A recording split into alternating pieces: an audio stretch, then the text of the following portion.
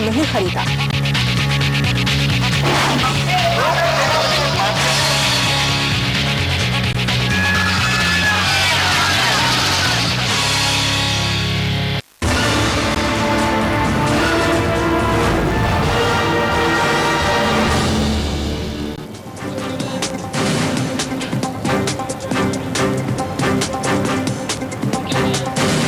नमस्कार, स्वागत है आपका बड़ी बहस में। आपके साथ मैं हूं नेहा पंत। महिला सुरक्षा को लेकर कानून में बदलाव के लिए कैबिनेट की ओर से पास किए गए अध्यादेश पर आज राष्ट्रपति ने हस्ताक्षर कर दिए हैं। दिल्ली गैंगरेप के बाद देश के गुस्से को देखते हुए सरकार ने महिलाओं की सुरक्षा से संबंधित अध्यादेश पारित किया है, लेकिन अध्यादेश में वर्मा कमेटी की कुछ खास सिफारिशों की अनदेखी की गई है। बड़ा सवाल है कि क्या देश की बेटियों को बचाने के लिए ये कानून काफी है? पीड़ित की मौत पर फांसी की सजा, गैंगरेप की सजा ताउम्र कारावास, एसिड अटैक की वारदात पर 10 साल की सजा और 10 लाख तक का जुर्माना। पहली नजर में यही लग रहा है कि महिलाओं की सुरक्षा से संबंधित सरकार जो कानून लाने जा रही है वो देश की बेटियों को बचाने के लिए काफी है, लेकिन क्या वाकई ये कानून बेटियों को बचाने के लिए काफी है? इस सवाल का जवाब तलाशने से पहले एक नजर वर्मा कमेटी की उन सिफारिशों पर जिसे सरकार ने अपने अध्यादेश में जगह नहीं दी है। वर्मा कमेटी ने सिफारिश की थी कि अगर कोई जांच अधिकारी अपराध की शिकायत दर्ज नहीं करता है तो उसे 5 साल की सजा मिलनी चाहिए, लेकिन सरकार ने बस 1 साल की सजा का ही प्रावधान किया है। वर्मा कमेटी ने सिफारिश की थी कि न्यायाधीश सहित ऊंचे पदों पर बैठे किसी पदाधिकारी के खिलाफ कार्रवाई के लिए सरकार से अनुमति लेने की बाध्यता नहीं होनी चाहिए, लेकिन सरकार ने इस सिफारिश को माना ही नहीं। इसी तरह यौन अपराधों का सामना कर रहे राजनेताओं के बारे में वर्मा कमेटी ने सिफारिश की थी कि अदालत के संज्ञान लेते ही उनके चुनाव लड़ने पर रोक लग जानी चाहिए, लेकिन इस सिफारिश पर भी मनमोहन सिंह की सरकार मौन रही। न्यायमूर्ति JS वर्मा ने अपनी सिफारिशों में कहा था कि सैनिक, पुलिस और अर्धसैनिक बलों के लोग अगर यौन अपराध करते हैं तो उन पर आम अदालत में मुकदमा चलाया जाए और सशस्त्र बल विशेषाधिकार कानून के तहत उनका बचाव नहीं होना चाहिए, लेकिन सरकार ने इस सुझाव को भी अध्यादेश में जगह नहीं दी। इसके साथ ही पत्नी के साथ दुष्कर्म के आरोपों में कड़े प्रावधान की वर्मा कमेटी की सिफारिश को सरकार ने अध्यादेश से बाहर रखा है। साथ ही सरकार ने नाबालिग आरोपियों से जुड़े कानून में भी कोई नया प्रावधान नहीं किया है। आपको बता दें कि दिल्ली गैंगरेप केस में एक आरोपी नाबालिग है और पुलिस सूत्रों के मुताबिक उसी नाबालिग ने सबसे ज्यादा क्रूरता दिखाई है, लेकिन नाबालिग होने की वजह से उसे अधिकतम 3 साल की ही सजा मिल सकती है। अब सरकार के इस रवैये से देश के महिला संगठन नाराज हैं। ऑर्डिनेंस में जो कानून संबंधी जो चेंज है उसमें भी जस्टिस वर्मा की जो मूल भावना थी, मूल बातें थी, वो गायब हैं। एक तरह से उन्होंने सिर्फ कुछ थोड़ा बहुत बलात्कार की परिभाषा को बढ़ाने की और कुछ जो यौन हिंसा की परिभाषा को और उसमें पड़ने वाली चीज़ों को बढ़ाने की जो बात है और कुछ सज़ा बढ़ाने की बात है उतना रख लिया है, लेकिन ये बातें तो ऐसे भी होती क्योंकि वो स्टैंडिंग कमेटी के पास क्रिमिनल लॉ अमेंडमेंट बिल थी पहले से और ये सुझाव हम लोग पहले ही दे रखे थे। ये सब तो होना ही था, इसके लिए जस्टिस वर्मा कमेटी की कोई जरूरत नहीं थी। जल्दीबाजी में एक ऑर्डिनेंस निकाल करके सिर्फ ये दिखाने की कोशिश की गई है, शायद ये राजनीतिक मंशा भी है कि कहीं ना कहीं सरकार इन सब चीज़ों का संज्ञान ले रही है, लेकिन इसका मतलब ये सिर्फ नहीं हुआ कि आप वही बातें जैसे IPC, CRPC, एविडेंस एक्ट, इन सब चीज़ों में जो परिवर्तन की बात कही गई है ये तो पहले से भी था। हालांकि सरकार का यही दावा है कि वो देश की बेटियों को बचाने के लिए हर मुमकिन कोशिश कर रही है। इस बीच सोनिया गांधी और राहुल गांधी ने दिल्ली में गैंगरेप की शिकार छात्रा के परिवार वालों से मुलाकात की और उन्हें भरोसा दिलाया कि उन्हें इंसाफ मिलेगा। PTI के मुताबिक परिवार ने सोनिया और राहुल से मांग की है कि सरकार कानून में ऐसे बदलाव करे ताकि भविष्य में कोई अपराधी ऐसे जघन्य अपराध की हिम्मत न जुटा सके। तो सवाल यही है कि देश भर में जो विरोध हुआ उसके बाद जो अध्यादेश सरकार ने जारी किया है, क्या ये देश की बेटियों, महिलाओं को सुरक्षित रखने के लिए काफी है? आज की इस चर्चा में सभी खास मेहमान हमारे साथ जुड़ गए हैं। हमारे साथ मौजूद हैं मीडिया विश्लेषक वर्तिका नंदा जी, साथ ही सामाजिक कार्यकर्ता अलका लामा जी भी इस चर्चा में हमारे साथ जुड़ गई हैं। समाजशास्त्री रंजना कुमारी हमारे साथ मौजूद हैं, वरिष्ठ वकील गीता लूथरा भी हमारे साथ जुड़ गई हैं और साथ ही बीजेपी के नेता शायना NC भी इस चर्चा में हमारे साथ मौजूद हैं। आप सभी का स्वागत है। रंजना कुमारी जी, मेरा पहला सवाल आपसे, इतनी जद्दोजहद हुई, देश भर में प्रदर्शन हुए, उसके बाद जस्टिस वर्मा कमेटी का गठन हुआ, सिफारिशें आई और आखिरकार पार्लियामेंट शुरू होने से पहले ही सरकार ने एक अध्यादेश जारी कर दिया। लेकिन जिस तरह का विरोध का स्वर भी सुनाई दे रहा है, उसको लेकर अब ये सवाल उठ रहा है कि जो अध्यादेश आया है, क्या ये देश की बेटियों को महफूज करने में कामयाब होगा?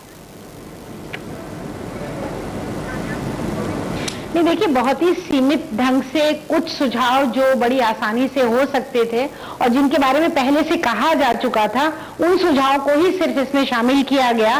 लेकिन जो गंभीर सुझाव वर्मा कमीशन की तरफ से दिए गए, उन सुझावों को पूरी तरह से अभी दरकिनार कर दिया गया है और हम लोग यही उम्मीद करते हैं, हालांकि अभी मुझे पता चला कि राष्ट्रपति जी ने भी अध्यादेश पर साइन कर दिया है और वो अध्यादेश अब लागू हो गया है। लेकिन सबसे पहली बात, देश भर के लोग जो चिंतित थे कि जो केस अभी हो गया उसमें सजा कड़ी से कड़ी मिले, तो वो केस तो पुराने कानून के तहत ही चलेगा, उसमें नए कानून के प्रावधान का कोई जगह इस अध्यादेश की वजह से कोई परिवर्तन आएगा ये नहीं है। तो इसलिए निश्चित तौर पर एक तरह की राजनीति है कि लोगों को ये कन्विंस करने की कोशिश की गई है कि सरकार के पास आई कमीशन की रिपोर्ट, उस समय तो ध्यान नहीं दिया जब कमीशन सुनवाई कर रही थी, लेकिन बाद में भी ध्यान नहीं दिया, लेकिन तत्काल फिर एक अध्यादेश ले आए और राष्ट्रपति ने उसमें साइन भी कर दिया। लेकिन मूल जो मंशा है जिसमें कि ऑटोनॉमी, बॉडीली इंटीग्रिटी, औरत के अपने शरीर पर हक की बात कही गई है, जो मैरिटल रेप जिसके तहत स्वीकार किया गया है, फिर उसके बाद वर्दी में जो लोग इस तरह की रेप कर रहे हैं और उन लोगों को इम्प्यूनिटी मिली हुई है, और सबसे बड़ी बात है संसद में और विधायिकाओं में जो लोग बैठे हुए हैं जिन पर यौन हिंसा के अलग अलग मुकदमे हैं, चार्ज लग चुका है, उन लोगों को भी वर्मा कमीशन ने कहा था कि अगर कोर्ट संज्ञान ले लेती है तो उसके बाद उन लोगों को तत्काल वहां से निलंबित किया जाना चाहिए, पार्टियां उनको निकालें, संसद से उनको हटाया जाए, विधायिकाओं से हटाया जाए। तो ये चीजें जो है ये ज्यादा सीरियस राजनीतिक। तो रंजना जी, आप कह रही हैं कि जो सुझाव आसानी से लाए जा सकते थे उनको लाया गया है, लेकिन जैसा आपने कहा कि ऊंचे पदों पर जो बैठे हुए लोग हैं, अगर उनके खिलाफ यौन अपराध का कोई मामला आता है तो उसको लेकर अध्यादेश खामोश रहा है, और आप कह रही हैं कि ये शायद एक बड़ी समस्या जरूर इसके साथ है। शाइना एनसी भी हमारे साथ मौजूद है, उनसे बात करते हैं। शाइना जी, आपकी प्रतिक्रिया इसको लेकर क्या है? ये जो अध्यादेश आया है, क्या वाकई में समाज में महिलाओं के प्रति एक बदलाव ला सकता है?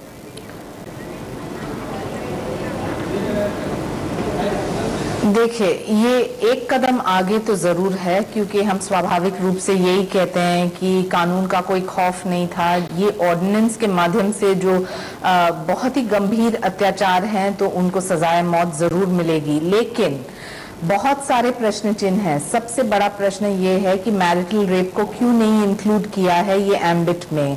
दूसरी तरफ आप देखेंगे कि armed forces are also exempt, तो किस ढंग से आप स्वाभाविक रूप से देखेंगे कि समाज के हर एक क्षेत्र के जो महिलाओं के साथ अत्याचार और शोषण हो।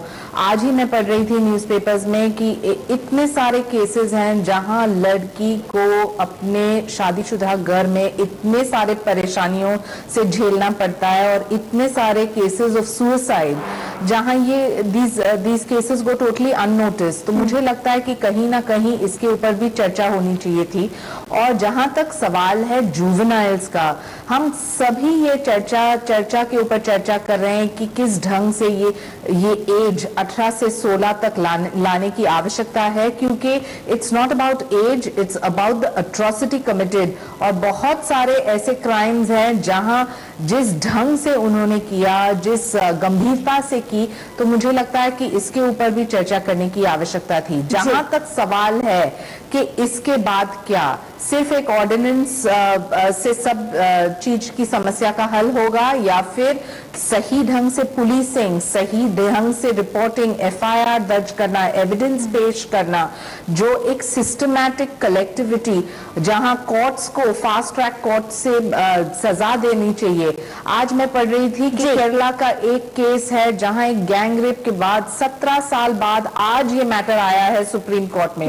वहीं दूसरी तरफ आप देखने जाओ तो मध्य प्रदेश में 6 दिन में एक केस में उनको सजा मिली है। ठीक है, I think we need. Shaina ji, आप ये कह रही हैं कि सिर्फ ऑर्डिनेंस आने से ही कुछ नहीं होगा, उसमें क्या अच्छा हुआ क्या खराब हुआ उस पर चर्चा हो सकती है। कन्विक्शन रेट एक अहम बात है, और पूरे सिस्टम को चुस्त दुरुस्त करने की बात भी यहाँ पर आती है। अलका जी, तो फिर क्या कहा जाए, जो अध्यादेश लाया गया है क्या उसमें खामियां ज्यादा हैं और सुझावों के नाम पर या बदलाव के नाम पर कुछ कम गया है? देखिए, मेरे जो पैनलिस्ट ने अभी जिन्होंने मुझसे पहले बोला, उनकी चिंताएं वाजिब है, मैं इनकार नहीं कर रही हूं, पर वो चीजें गिनवा रही हैं जो नहीं हो रही हैं।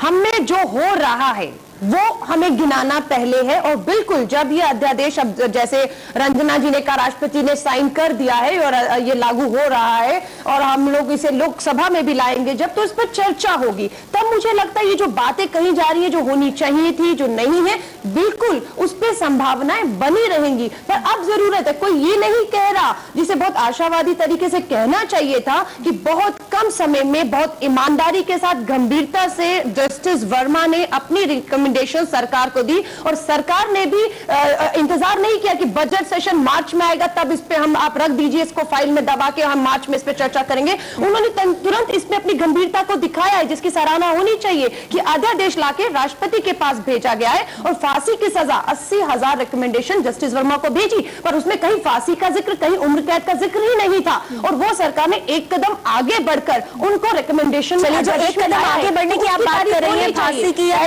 सजा की, बहुत बड़ा क्राइम होगा। अब तो ये कि आप आंख उठाकर गलत निगाह से देखेंगे भी, चलिए पे भी अध्यादेश की जो सकारात्मक बात की और आप ध्यान ला रही हैं उस पर भी हम आगे चर्चा करेंगे। लेकिन वर्तिका जी, आपको क्या लगता है, जैसे अलका लांबा कह रही हैं कि क्या ये अपने आप में एक अच्छी शुरुआत नहीं है? पहले जो कानून था उसके मुकाबले अब जो अध्यादेश आया है, क्या उसमें जो बदलाव किए गए हैं, चाहे वो जैसे भी बदलाव है, क्या उससे महिलाएं पहले के मुकाबले ज्यादा सुरक्षित महसूस नहीं करेंगी? मुझे तो लगता है कि इस देश की औरतें फिर से ठगी गई हैं और ये बिल्कुल वैसे ही है जैसे पूरे शरीर में दर्द हो रहा हो और दवाई दे दी हो सिर के दर्द की। क्या सेक्सुअल असॉल्ट, क्या रेप सिर्फ यही एक समस्या है क्राइम अगेंस्ट वुमेन का? पूरी परिभाषा क्या इसके आसपास घूमती है? दूसरी बात, पॉलिटिकल लीडरशिप ने, अगर कोई पॉलिटिकल कैंडिडेट या कोई पॉलिटिकल लीडर इस तरह के केसेस में अगर लिप्त पाया जाता है, उसे लेकर सरकार चुप है। ये सरकार की नेक नियति नहीं दिखाती, ये सरकार की कुछ बेईमानी को दिखाती है। तीसरी बात यह है कि इस पूरे की पूरी चीज में इतनी हड़बड़ी में इसे बनाया गया है सिर्फ इसलिए क्योंकि निर्भया का मामला हो गया, उसे मीडिया ने बार बार हाईलाइट किया और जनता, इस देश की जो जनता का दुख है वो सामने आ गया। और मुझे ऐसा लग रहा है कि ऐसा लगा सरकार को कि ये मामला कहीं इतना ज्यादा तूलना पकड़ ले कि आने वाले चुनावों पर इसका असर पड़ जाए, इसलिए बहुत जल्दी में बहुत ही चमकदार तरीके से, बहुत ही अच्छी पैकेजिंग के साथ उसे सामने ला दिया गया है। मैं इससे विक्टिम्स के हक में बहुत फायदे का नहीं मानती। हाँ, ये जरूर लगता है कि ठीक है, एक कदम हम आगे बढ़े हैं, लेकिन एक कदम जो हम बढ़े हैं आगे, वो जनता के दबाव की वजह से बढ़े हैं। ये ना इसमें सरकार की ईमानदारी है। और दूसरी बात यह है, इसमें मुझे विक्टिम्स का बहुत बड़ा रोल नहीं दिखाई दिया। कोई भी कानून, इस तरह का कानून खास तौर पर जो महिलाओं से लिंक्ड हो, वो तभी बहुत बड़ा उसका असर हो सकता है अगर आप विक्टिम्स को उस पूरी प्रोसेस में जोड़ें। तो आप कदम जरूर बढ़ाया गया है, महीने बाद लाया जाता तो ये कहा जाता सरकारें गंभीर नहीं है, इसको लटका दिया, 6 महीने हो गए इस केस को हुए कुछ नहीं हुआ। अब अगर हुआ तो हम ये आगे बढ़ाएंगे। यहाँ पर दो अलग अलग स्वर उठ रहे हैं, क्या फायदे क्या नुकसान इस अध्यादेश पर, उस पर हम बात करेंगे। हमारे साथ वरिष्ठ वकील गीता लूथरा जी भी मौजूद है। एक छोटा सा ब्रेक में ले रही हूँ, उसके बाद उनसे भी जानना चाहूंगी कि इस अध्यादेश को लेकर वो क्या सोचते हैं। छोटा सा ब्रेक, चल दौड़ते हैं।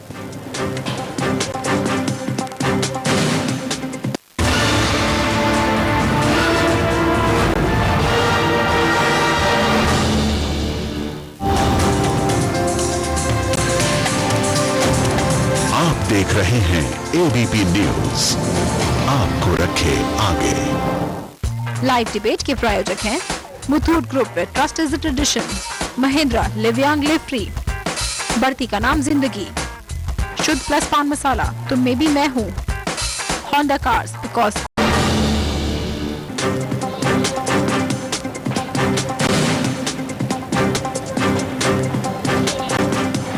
चर्चा जारी है हमारी कि क्या जो अध्यादेश सरकार लेकर आई है, जिस पर राष्ट्रपति ने दस्तखत कर दिए हैं, क्या वो देश की महिलाओं को बचाने के लिए काफी है? सभी खास मेहमान हमारे साथ मौजूद हैं।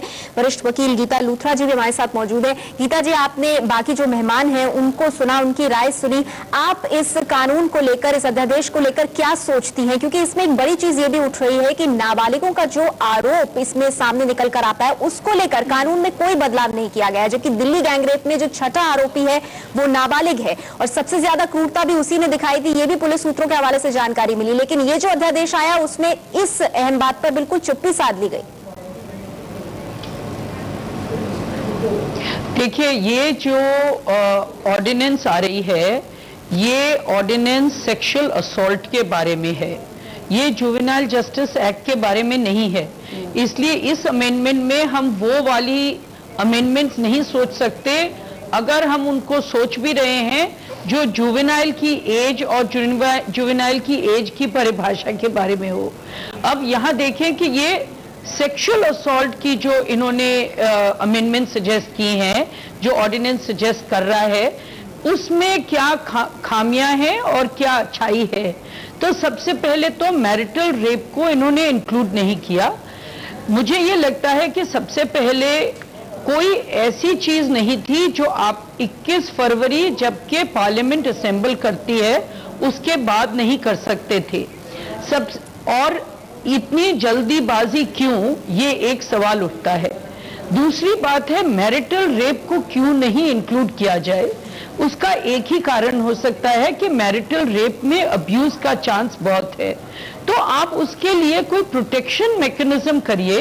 अब ये देखिए कि कोई मैरिटल रेप के केस में अगर कोई कंप्लेंट करता है तो वो तुरंत हफ्ते में कंप्लेंट करे, नहीं तो वो मैरिटल रेप का केस उसको कमजोर हो जाएगा। या कोई ऐसी आप प्रोटेक्टिव मैकेनिज्म रखिए, ये नहीं कि मैरिटल रेप इटसेल्फ को एक ऑफेंस नहीं बनाए।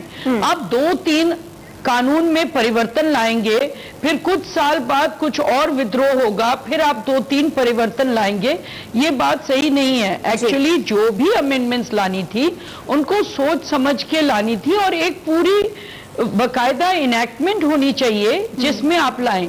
लॉ कमीशन ने रिकमेंड किया है मैरिटल रेप को इंक्लूड करना चाहिए, जस्टिस जेएस वर्मा की कमेटी ने इंक्लूड किया है मैरिटल रेप को इंक्लूड करना चाहिए।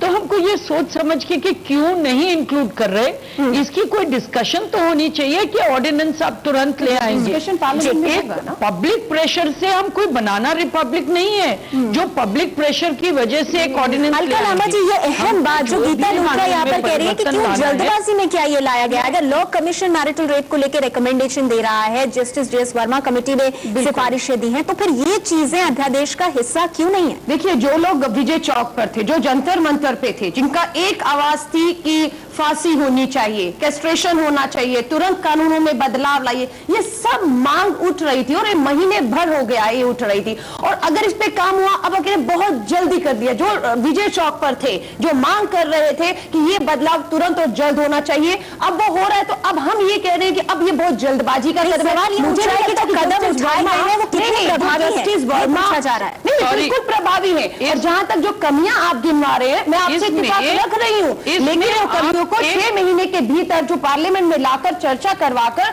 जो कुछ भी उसमें ऐड होना चाहिए, डिलीट होना चाहिए, क्योंकि बहुत से मुद्दे जो आप उठा रही है कि मैरिज के बाद भी रेप का केस बन सकता है, पत्नी अपने पति के ऊपर ये लगाती है तो उसको भी लेना चाहिए। ये बहुत से मुद्दे जिस पे चर्चा जरूरी है, जिस पे डिबेट हो सकती है, जिस पे विवाद हो सकते हैं। तो मुझे लगता है कि अध्यादेश या कानून बनने ये टल ना जाए, डिबेट जरूरी है। इसलिए कानून में परिवर्तन लाने के लिए विवाद हो सकता है, जिसमें चर्चा की जरूरत है, उसको थोड़ा अलग रखकर तुरंत लाया गया। लेकिन उनको ऐड किया। आपकी बात पर कुछ कहना चाहती है गीता जी, बहुत संक्षेप में? मैं सॉरी, ये आप जो कह रहे हैं गलत है। मैं संक्षेप में एक बात कहना चाह रही थी। जी जी, रंजना जी मैं आपके पास आऊंगी। गीता जी से एक संक्षेप इस पर टिप्पणी ले लेते हैं। छोटी सी आप। जी जी, मैं आऊंगी रंजना जी आपके पास। जी गीता जी, आप अपनी बात पूरी कीजिए। ठीक है, हाँ, मैं भी कुछ कहना चाहती हूँ। हेलो जी गीता जी बोलिए।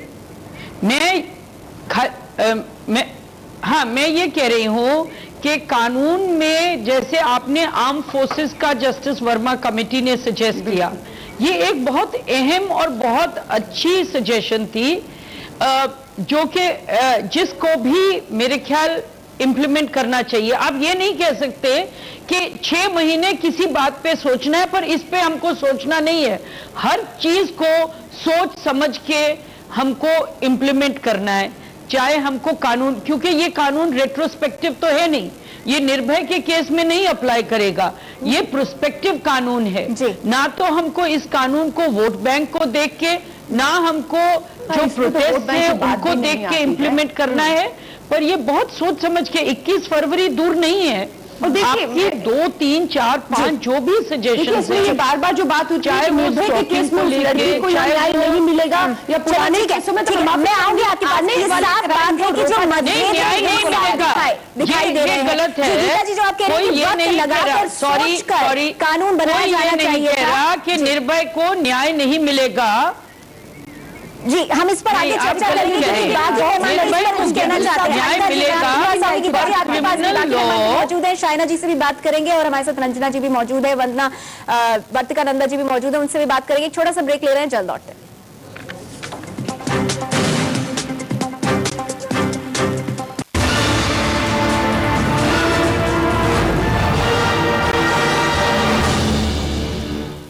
दिन की शुरुआत पहली खबर के साथ।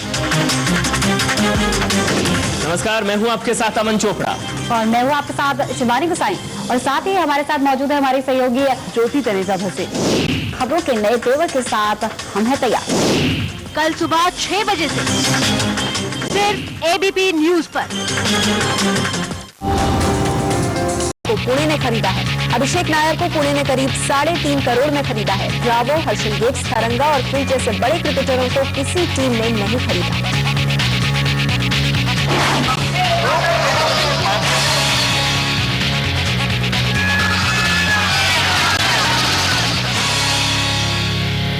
दो तीन कानून में परिवर्तन लाएंगे, फिर कुछ साल बाद कुछ और विद्रोह होगा, फिर आप 2-3 परिवर्तन लाएंगे, ये बात सही नहीं है। एक्चुअली जो भी अमेंडमेंट्स लानी थी उनको सोच समझ के लानी थी और एक पूरी बकायदा इनैक्टमेंट होनी चाहिए जिसमें आप लाएं।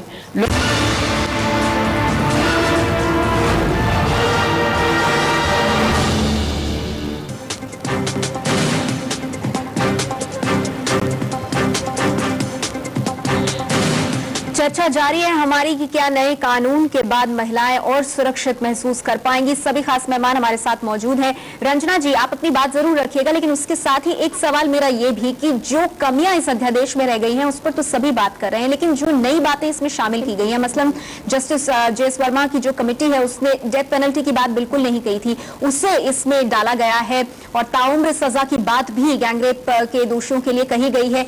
क्या ये बातें अपने आप में एक कड़ा संदेश देती हैं? क्या ये एक डेटरेंट की तरह काम कर सकती हैं?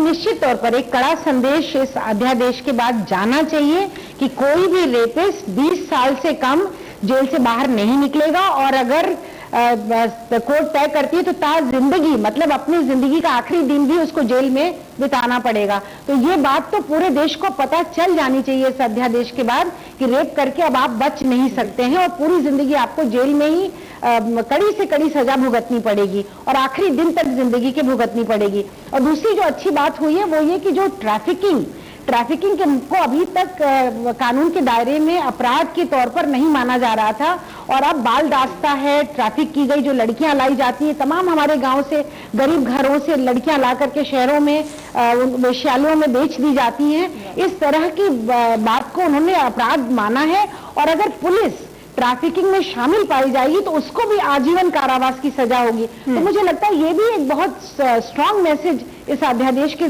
जरिए दिया जा रहा है देश को। तो कम से कम अपराधी तो सचेत हो ही जाएं। बहरहाल जहां हम लोगों की बात है तो हम लोग निश्चित तौर पर इस लड़ाई को जारी रखेंगे और खास तौर से इस बात के लिए कि जेंडर न्यूट्रलिटी को अध्यादेश में डाल तो दिया गया है लेकिन कानून में बिल्कुल हम लोग उसको डालना बर्दाश्त नहीं करेंगे क्योंकि रेप महिलाओं पर पुरुषों द्वारा किया गया अपराध है और उसको आप जेंडर न्यूट्रल किसी कीमत पर नहीं बना। रंजना जी, आपकी बात पर वर्तिकानंदा जी अपनी प्रतिक्रिया देना चाहती हैं। रंजना जी ने जिस शब्द का इस्तेमाल किया, अपराधी सचेत होगा, मैं बिल्कुल इससे सहमत हूँ और मुझे अब सबसे बड़ा डर इस बात का लग रहा है कि अपराधी इन सबको पढ़ने और समझने के बाद वो वाकई सचेत हो जाएगा, वो ये समझ जाएगा हीनियस क्राइम होने पर तो कड़ाई से उस पर शायद कार्रवाई हो सकती है, अगर और मगर तो अभी भी बहुत सारे हैं। अपराधी ये भी जान जाएगा कि अगर वो विक्टिम को आधी ऐसी स्थिति में छोड़ दे जहां मेंटल टॉर्चर है जबरदस्त, तब हमारा कानून अभी भी कमजोर है। दूसरी बात, डिफेमेशन की बात हम अभी भी नहीं करते हैं। औरत थाने में हर बार इसलिए नहीं जाती कि वो किसी के खिलाफ चाहती है कि उसके खिलाफ एक FIR दर्ज हो जाए। बहुत सी औरतें काउंसलिंग के लिए भी जाती हैं, रंजना जी भी इस बात को जानती हैं, और काउंसलिंग के नाम पर अगर वो थाने के अंदर एंटर करती है तो वो जब वापस आती है तब तक उसकी डिफेमेशन पूरे शहर में शुरू हो गई होती है। डिफेमेशन को हम यहाँ पर नहीं लाते, इसलिए मुझे लगता है इस तरह के जब कानून को हम बनाएं तो NGOs को और उन लोगों को जो विक्टिम रहे हैं किसी भी स्टेज पर, उनको जोड़कर कानूनों को उस लेंस से देखना चाहिए। क्योंकि होता यह है कि कानून आम तौर पर, मैं इसे जनरलाइज नहीं करे लेकिन ऐसा अक्सर होता है, कानून वो लोग बनाते हैं जो कागजों के पुलिंदे से अक्सर खेला करते हैं, लेकिन जिनके सामने अपराध से गुजरने की कभी कोई जिम्मेदारी, कोई मजबूरी नहीं रही। जो उससे गुजरे हैं उससे ज्यादा अच्छा अकाउंट कोई नहीं लिख सकता। और एक और चीज, हमने जुडिशियल अकाउंटेबिलिटी की बात अभी तक नहीं की।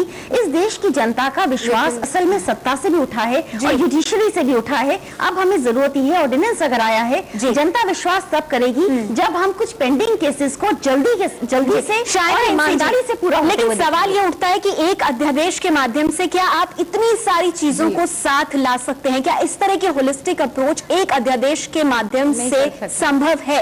शाइना जी।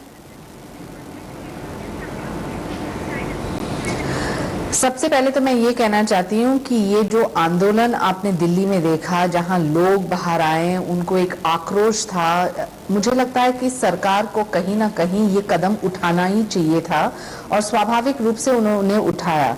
जस्टिस वर्मा के ऊपर कोई प्रश्न चिन्ह नहीं है, क्योंकि जो रिसर्च उन्होंने लगाया है, 80,000 ईमेल्स पढ़ना और एक एक को एड्रेस करना, हर एक राजनीतिक दल की जो मांग है या हर एक नागरिक की जो सलाह है, उसके ऊपर सोच समझ के उन्होंने अपना प्रेजेंटेशन दिया। लेकिन बार बार ये कहा जा रहा है कि आप मत देखिए कि खामियां क्या है। जरूर देखनी पड़ेगी, क्योंकि मैरिटल रेप जो है सबसे अहम मुद्दा है। आज इतने सारे महिला जो घर में नाखुश हैं, जिनके ऊपर अत्याचार हो रहा है, जिसके ऊपर शोषण हो रहा है, जो बलात्कार के विक्टिम्स भी हैं और स्वाभाविक रूप से वो सुसाइड भी कर रहे हैं। तो मुझे लगता है कि this has to be viewed in the ambit. रही चर्चा जरूर होगी पार्लियामेंट में, हर एक पार्टी, हर एक सांसद जरूर उठाएंगे बहुत सारे मुद्दे, लेकिन लार्जर पर्सपेक्टिव ये है कि गुड पुलिसिंग, जहां पुलिस में सेंसिटिविटी, जहां आप FIR दर्ज कर रहे हैं तो वो चार्जशीट सही ढंग से पेश किया जाए।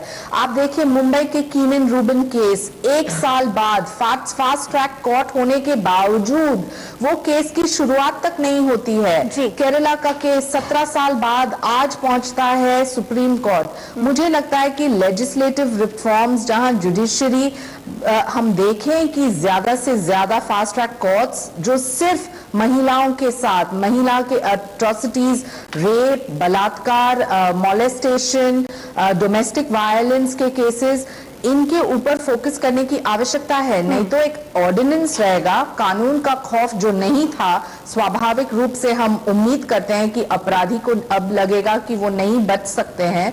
लेकिन दूसरी तरफ जो 68,000 cases have been registered between 2009 to 2011 और कन्विक्शन रेट 10% भी नहीं है। तो आप ये कह रही है कि सिर्फ अध्यादेश लाने से, ऑर्डिनेंस लाने से काम नहीं होगा, जो कन्विक्शन रेट है वो बेहतर होने की जरूरत है, और अगर वो नहीं होगा तो यहाँ मैं बात करूंगी, जैसे जो केसेस आप गिनवा रहे हैं 17 साल 10 सालों से कोर्ट में चल रहे हैं और न्याय नहीं है। मुझे लगता है ये ऑर्डिनेंस एक कानून लाकर उसकी बात हो रही है। रिफॉर्म्स एक अलग चीज है कि पुलिसिंग में 33% महिलाओं होनी चाहिए, और फास्ट ट्रैक कोर्ट की बात, ये केस होने के बाद दिल्ली में 5 फास्ट ट्रैक कोर्ट का गठन किया गया। अब ये देखना जरूरी है कि पूरे देश के राज्यों ने कितनी गंभीरता से लेते हुए अपने यहाँ फास्ट ट्रैक कोर्ट की शुरुआत करके अपने नहीं, लेकिन अलका जी जो सवाल उठ रहे हैं, जैसे इस अध्यादेश की अगर हम बात करें तो जो जस्टिस वर्मा की सिफारिश थी जिसमें कहा गया था कि जो ऊंचे पदों पर बैठे लोग हैं उनके खिलाफ अगर अपराध की बात आती है तो सरकार से अनुमति लेने की जरूरत नहीं है, उसको सरकार ने नहीं माना है। इसके अलावा अगर किसी राजनेता के कोई अपराध का कोर्ट संज्ञान ले लेता है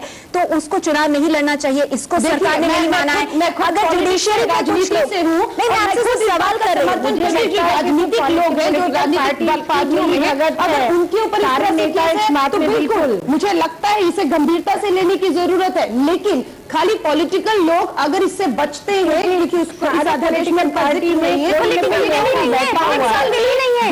पेश किया जाता है वो जनता के बीच में जाएंगे, कानून में नहीं है तो जनता उनका फैसला कम से कम कर सकती है। जो राजनीतिक लोगों के ऊपर इस तरह के दाग और धब्बे हैं, सारी समस्या यही है कि जो हमारा गोल दायरा है कि नकारा जाए, उन्हें दूर रखा जाए। हमारा ये जो गोल दायरा है वो यही बार बार चाहता है कि जो इन्फ्लुएंशियल लोग हैं जिनके हाथ में सत्ता है वो बदलेंगे ना। बहुत सी चीजें हम और आप भी बदल सकते हैं। राजनीतिक आदमी को बदलता नहीं जा रहा है तो हम रोक सकते हैं। अलका, पर समस्या यही है कि हम बिल्कुल नहीं चाहते कि हमारे देश के जो राजनेता हैं अगर वो किसी केस में फंसे हैं तो वो तब तक फंसे ना जब तक कि बहुत बड़ा मामला ना हो जाए। जरूरत है बहुत सारे लोगों के आने की, जब तक कि देश की सत्ता में फाइनल होगी नहीं है तो जब तक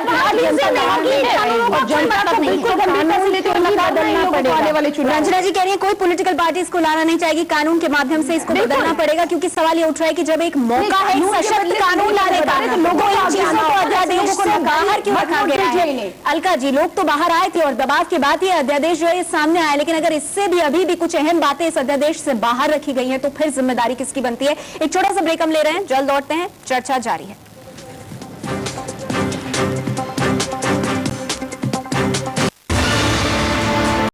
हेलो, 24 घंटों की 24 बड़ी खबरें देखिए 24 घंटे 24 रिपोर्टर हर रात 10 बजे सिर्फ एबीपी न्यूज पर। एबीपी न्यूज आपको रखे आगे। दिन की शुरुआत पहली खबर के साथ। नमस्कार, मैं हूं आपके साथ अमन चोपड़ा और मैं हूं आपके साथ शिवानी गुसाई और साथ ही हमारे साथ मौजूद है हमारी सहयोगी ज्योति तरेजा भसे। खबरों के नए तेवर के साथ हम हैं तैयार। कल सुबह 6 बजे से सिर्फ एबीपी न्यूज पर।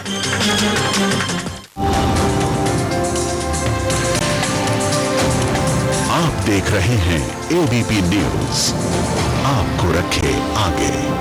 हम लोग निश्चित तौर पर इस लड़ाई को जारी रखेंगे और खास तौर से इस बात के लिए कि जेंडर न्यूट्रलिटी को अध्यादेश में डाल तो दिया गया है लेकिन कानून में बिल्कुल हम लोग उसको डालना बर्दाश्त नहीं करेंगे। इस तरह के जब कानून को हम बनाएं तो एनजीओज को और उन लोगों को जो विक्टिम रहे हैं किसी भी स्टेज पर, उनको जोड़कर कानूनों को उस लेंस से देखना चाहिए। क्योंकि होता यह है कि कानून आमतौर पर, मैं इसे जनरलाइज नहीं करें लेकिन ऐसा अक्सर होता है, कानून वो लोग बनाते हैं जो कागजों के पुलिंदे से अक्सर खेला करते हैं लेकिन जिनके सामने अपराध से गुजरने की कभी कोई जिम्मेदारी, कोई मजबूरी नहीं रही।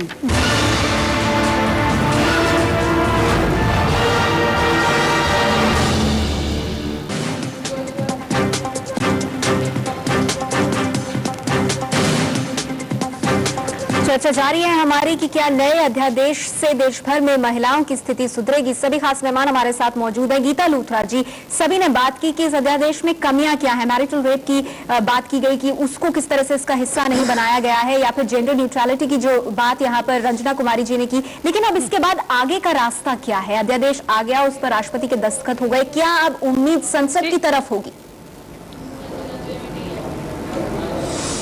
मैं सबसे पहले ये कहना चाहती हूँ कि एक जो उन्होंने सुझाव नहीं मंजूर किया वो अच्छा था, वो है रिप्रेजेंटेशन ऑफ पीपल एक्ट का, कि अगर कोई चार्ज हो जाए किसी सेक्सुअल केस में तो क्या उसको संसद में इलेक्शन लड़ने या पॉलिटिकल पार्टी के हिस्सा बनने का हक है कि नहीं।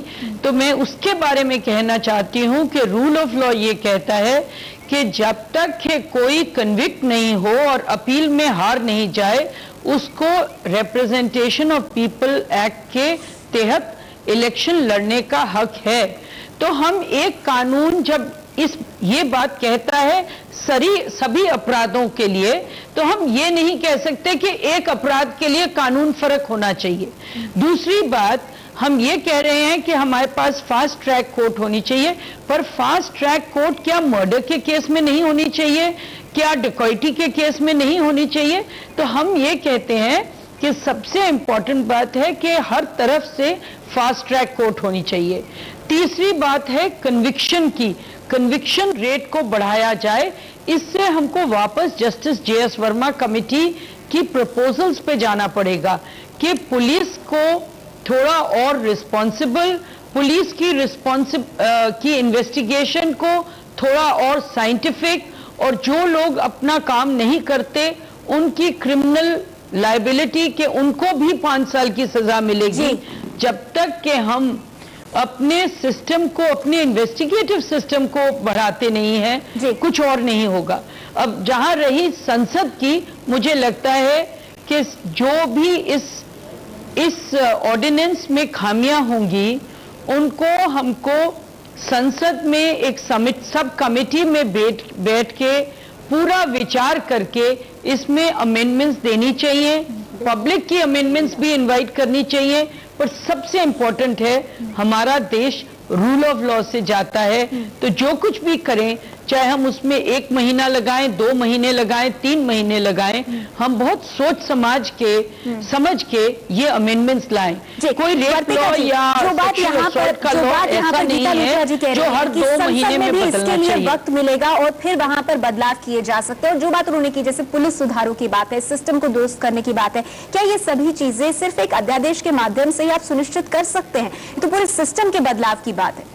देखिए, ऐसा मैंने देखा कि जब से ये केस हुआ है, खास तौर पर एक तो जेंडर सेंसिटाइजेशन की बात बहुत होने लगी, और ये बात मैं जरूर खास तौर पर अंडरलाइन करके कहना चाहती हूँ कि बड़ी ताज्जुब की बात है, अभी तक किसी को असल में ये पता नहीं है जेंडर सेंसिटाइजेशन का असल का मतलब क्या है, क्या फ्रेमवर्क होना चाहिए, हम जेंडर सेंसिटिव करने के लिए क्या बताएं, क्या बोलें। एक लहर चल गई और वो लहर के तहत ये भी हो गया कि ऑर्डिनेंस बन गई। इस बात से कोई मुझे शक नहीं कि जस्टिस वर्मा ने जो काम किया वो काबिल तारीफ है, और उन्होंने बहुत से मुरझाए हुए दिलों में अचानक एक रोशनी की किरण जरूर दिखा दी है। पर ये भी मैं कहना चाहूंगी कि अब ये जरूर है कि जो पुलिस और उसके आसपास की संस्थाएं हैं, नेशनल कमीशन फॉर वुमेन या फिर अलग अलग जो क्राइम अगेंस्ट वुमेन सेल्स हैं, उनकी बात भी जरूर इफेक्टिव तरीके से होनी चाहिए, और इन जगहों पे ऐसे ही लोगों को बिठाना चाहिए जो पूरी तरह से जेंडर सेंसिटिव हैं, और इनका फीडबैक मैकेनिज्म जरूर बनना चाहिए। होता यह है कि ये संस्थाएं आमतौर पर मान लिया जाता है, खासतौर पर कमीशन के बारे में, कि पॉलिटिकल अपॉइंटमेंट्स हैं, या ये मान लिया जाता है कि जिसका मन हुआ कोई और काम नहीं दिल कर रहा करने को, तो चलिए थोड़े दिन आप ऐसे एनजीओज में या एनसीडब्ल्यूज में या ऐसी संस्थाओं में आप चले जाइए। मैं किसी व्यक्ति विशेष पर नहीं कह रही, लेकिन मैं ये जरूर कह रही हूँ कि इन संस्थाओं ने इस देश की औरतों के मनोबल को बुरी तरह से तोड़ दिया है। तो आप कह रही हैं कि इस तरह के बदलावों की जरूरत है, लेकिन शायना एनसीजी जो फीडबैक हमें जरूर लेना चाहिए कि विक्टिम सोचते क्या है, इनके बारे में सोचते क्या है, मिलता है उन्हें काउंसलिंग मेरे पास काम है। शायना एनसीजी, आपसे मैं जानना चाहूंगी, जो बातें आपने कही, जो खामियां इसमें हैं, आपने लगातार मैरिटल रेप की बात की है जिसको इसका हिस्सा नहीं बनाया गया, शुरुआत में आपने armed forces special powers act की बात की है, नाबालिग आरोपियों को लेकर इसमें कुछ नहीं कहा गया। अब आपको क्या लग रहा है शायना जी, जब ये पूरा का पूरा जो मुद्दा है, ये अध्यादेश जब इसको संसद में रखा जाएगा, तब क्या उम्मीद की जा सकती है, तब ये बातें क्या हिस्सा बन सकती हैं कानून का? नहीं, मुझे लगता है कि स्वाभाविक रूप से चर्चा की आवश्यकता है, क्योंकि जब तक आप चर्चा नहीं करेंगे, मुझे नहीं लगता है कि ये ऑर्डिनेंस जिस ढंग से आना चाहिए वो आएगा। लेकिन सबसे बड़ा मुद्दा ये है कि अब समझ लीजिए, जो कानून का खौफ नहीं था, हम उम्मीद करते हैं कि अपराधियों के मन में अभी कानून का खौफ रहेगा, लेकिन जब तक हम चर्चा नहीं करें कि ये कन्विक्शन रेट, जहां रेयरेस्ट ऑफ रेयर केसेस हैं, जहां किसी की जिंदगी बर्बाद होती है, जहां कोई वेजिटेटिव बन जाता है, जहां उनकी जिंदगी बर्बाद होती है, क्या हम उनको सजाए मौत जल्द से जल्द दे पाएंगे?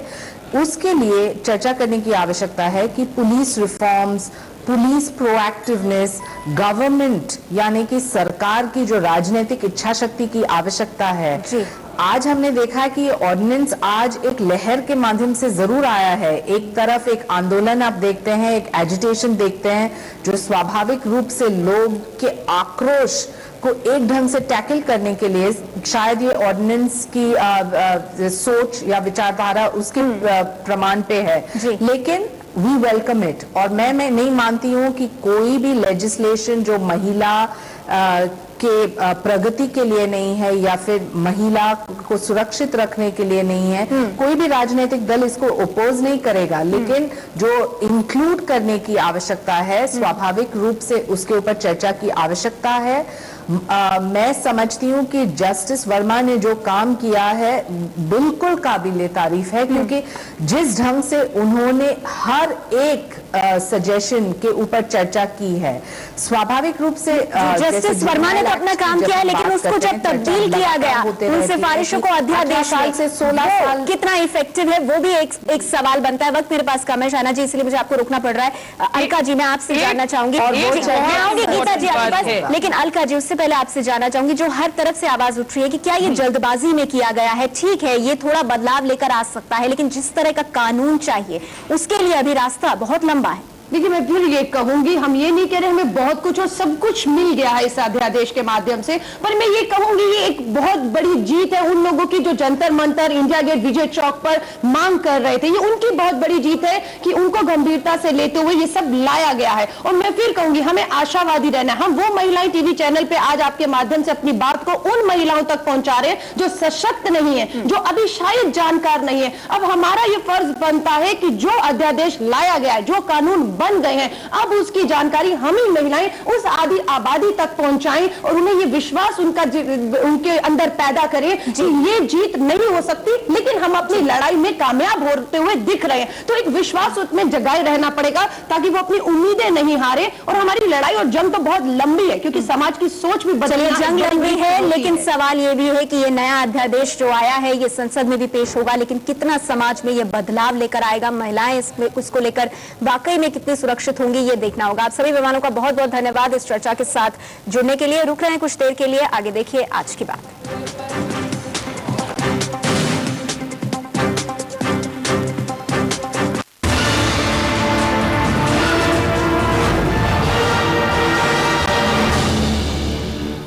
अस्पताल में इलाज के बदले मिली लाइलाज बीमारी, और जब मामला अस्पताल